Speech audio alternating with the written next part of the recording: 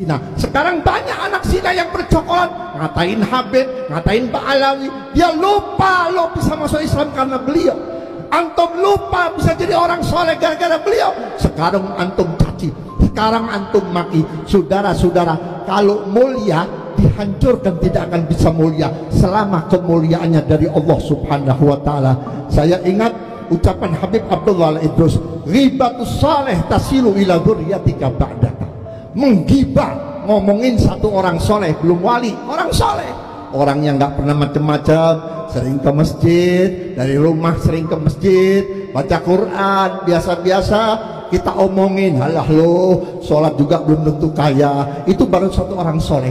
Akibatnya untuk diri kita sampai keturunan kita di hari kiamat. Bagaimana kalau menggibah para aulia min dzurriyyati Rasulillah? Bagaimana kalau memfitnah aulia dari keturunan Nabi Muhammad? Jangan salahkan, nanti di negeri ini bakal muncul bajingan-bajingan muda, bakal muncul pengkhianat-pengkhianat muda. Kenapa? Bapak moyang mereka sudah berani memfitnah dan menyebarkan aib dan menjelek-jelekan orang yang tidak salah, apalagi orang yang sudah menyandang gelar magom kedudukan di hadapan Allah Subhanahu wa taala.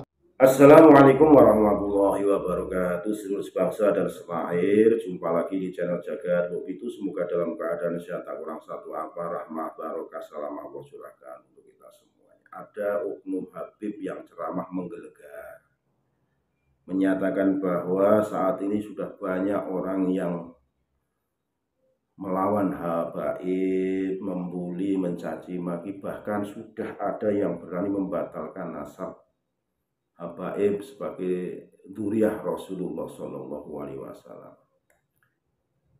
Masyarakat yang berani membatalkan nasabnya kok tidak merasa berterima kasih, bersyukur bahwa Islam di Indonesia itu yang mengislamkan adalah habaib, yang membuat soleh adalah habaib, yang membuat alim adalah habaib, yang membuat masyarakat itu mulia, jadi kiai, jadi ulama itu adalah habaib.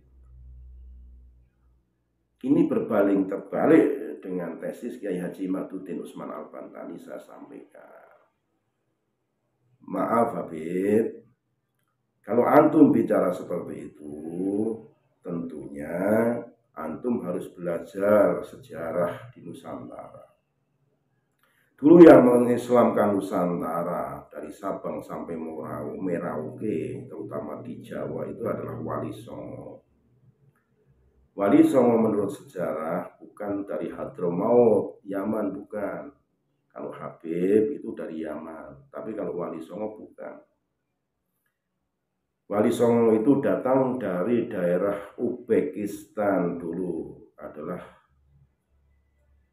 Syekh Zainal Abidin, putra Sayyidina Husain. Terakhir di Karbala, beliau masih kecil karena sakit, diungsikan ke Uzbekistan. Lantas menurunkan Ibrahim Asmorokondi yang ada di Indonesia itu sampai dengan Sunan Ampel dan lain sebagainya. Eranya pun berbeda dengan era para habaib. Kalau Wali Songo datang ke Indonesia itu kurun waktunya 1400-an. Kalau habaib datang ke Indonesia itu 1800-an, 1900-an sekian. Nah, ini eranya berbeda karena habaib datang ke Indonesia kan dua periode. Nah, jadi apa yang disampaikan oleh oknum habaib ini tentunya jangan sampai justru kan mempengaruhi suasana, membuat panas. Panjenengan menyampaikan itu adalah bentuk provokasi. Lebih baik bersama-sama, karena kondisi saat ini sedang kontroversi, mending berbenah saja, menyampaikan ceramah yang menyejukkan, nanti biar masyarakat yang menilai. Tidak akan ditinggalkan masyarakat Indonesia sepanjang panjenengan itu alim, tingkah lakunya, kesopanan dan tawaduknya dijaga, insya Allah masih dicintai masyarakat Indonesia. Yang penting tidak jualan nasab, tidak jualan doktrin-doktrin halu yang justru akan menyesatkan masyarakat luas. Sekali lagi mohon maaf yang kali hormati. Assalamualaikum. Nah, sekarang banyak anak zina yang bercokol, ngatain Habib, ngatain Pak Alawi. Dia lupa lo bisa masuk Islam karena beliau. Antum lupa bisa jadi orang soleh gara-gara beliau. Sekarang antum caci, sekarang antum maki. Saudara-saudara, kalau mulia dihancurkan tidak akan bisa mulia selama kemuliaannya dari Allah Subhanahu wa taala. Saya ingat ucapan Habib Abdullah Al-Idrus, ghibatus saleh tasilu ila dzurriyyatika ba'daka. Menggibah, ngomongin satu orang soleh, belum wali, orang soleh, orang yang nggak pernah macam-macam, sering ke masjid, dari rumah sering ke masjid, baca Quran biasa-biasa, kita omongin, halah lo sholat juga belum tentu kaya, itu baru satu orang soleh. Akibatnya untuk diri kita sampai keturunan kita di hari kiamat. Bagaimana kalau menggibah para aulia min dzurriyyati Rasulillah? Bagaimana kalau memfitnah aulia dari keturunan Nabi Muhammad?